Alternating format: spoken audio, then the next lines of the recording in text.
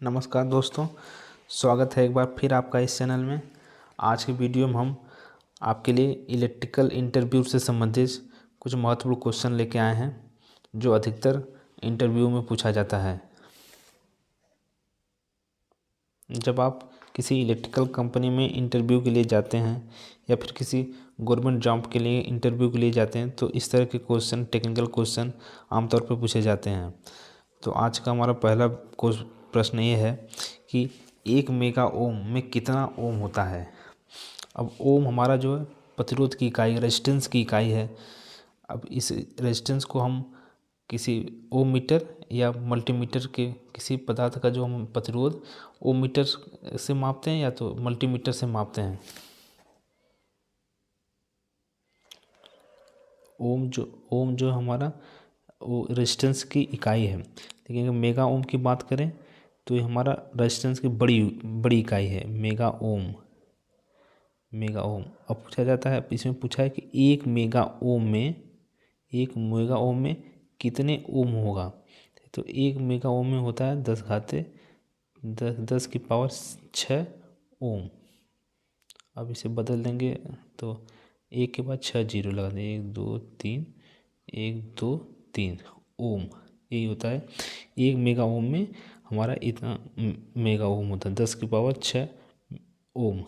अगर हम kilo ohm की बात कर लेंगे, 1 किलो ओम में कितना ओम, तो 1 किलो ओम में 1000 ओम। तो 1 2 3 ओम या 10 की पावर 3 ओम।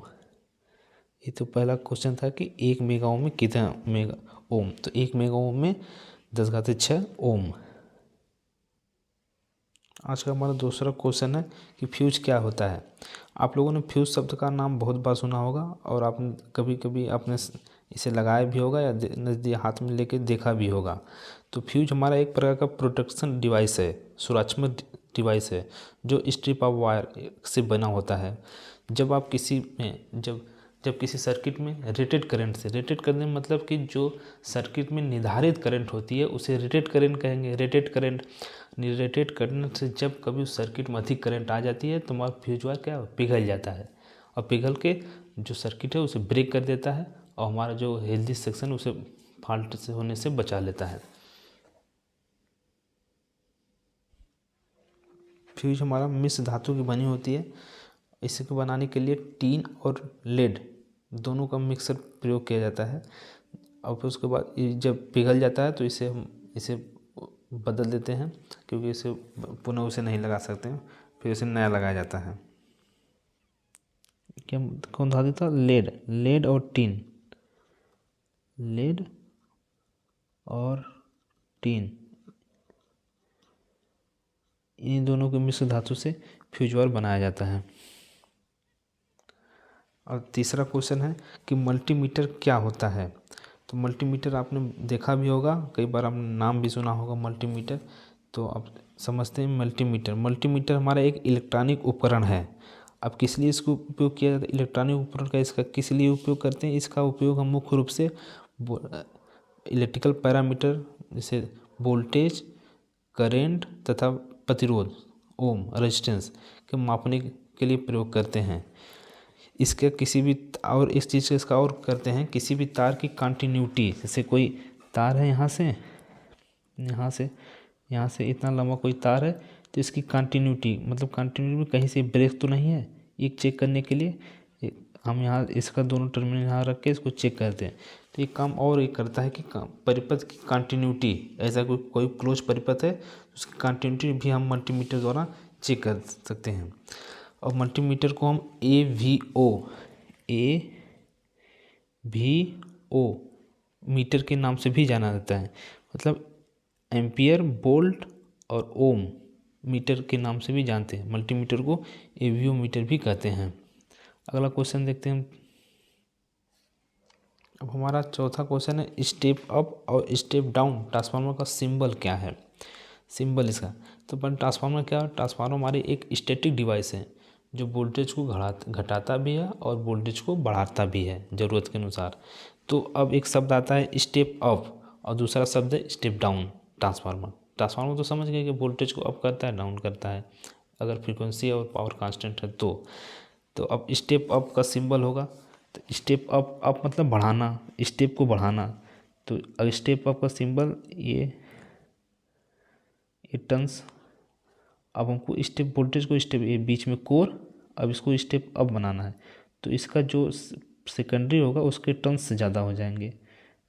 ये प्राइमरी हो गया, ये सेकेंडरी, तो सेकेंडरी के टर्म्स अगर ज़्यादा कर देंगे तो हमारा हो जाएगा स्टेप अप ट्रांसफार्मर का, ये सिंबल यही है इसका। और स्टेप डाउन मतलब घटाना है वोल्टेज को, तो जो पहला प्राइमरी का टर्न्स होंगे उसका सेकेंडरी का जो टर्म्स होगा उसका टर्न्स कम होंगे। ये देखिए 2 ही टर्न्स, ये प्राइमरी हो गया, सेकेंडरी। तो स्टेप डाउन वोल्टेज को डाउन करना है तो सेकेंडरी के टर्न्स कम कर देंगे। तो ये हमारा स्टेप अप का सिंबल हो गया, और दूसरा हमारा स्टेप डाउन, ये स्टेप डाउन का सिंबल। 5वां क्वेश्चन हमारा आखिरी क्वेश्चन है, यूपीएस का पूरा नाम क्या है? तो यूपीएस का पूरा नाम होता है uninterrupted power supply.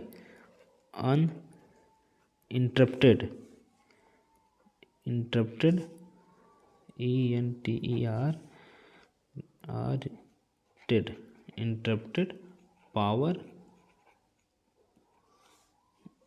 Power supply.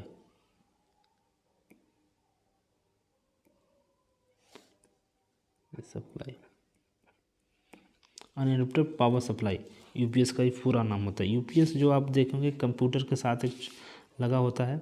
जब आप कोई महत्वपूर्ण काम करते हैं तो कंप्यूटर पे अगर किसी वक्त बिजली चली जाती है तो जो सप्लाई हमारा जो इसमें स्टोर रहती है वो सप्लाई से हमारा कंप्यूटर आपका रुकता नहीं, चलता रहता है। तो हमारी सप्लाई स्टोर करके रखता है, ज़रूरत पे हमें एज इन्वर्टर आपको कंप्यूटर चलाने की सप्लाई दे रहता है, तो उसी को अनइंटरप्टेड, बिना इंटरप्टेड आपको सप्लाई देता है, इसे अनइंटरप्टेड पावर सप्लाई यूपीएस कहा जाता है।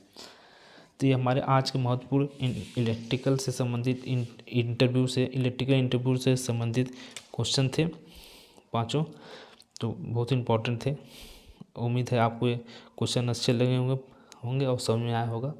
तो चैनल को लाइक कर लीजिए, सब्सक्राइब कर लीजिए। तो मिलते हैं अगले वीडियो में, धन्यवाद।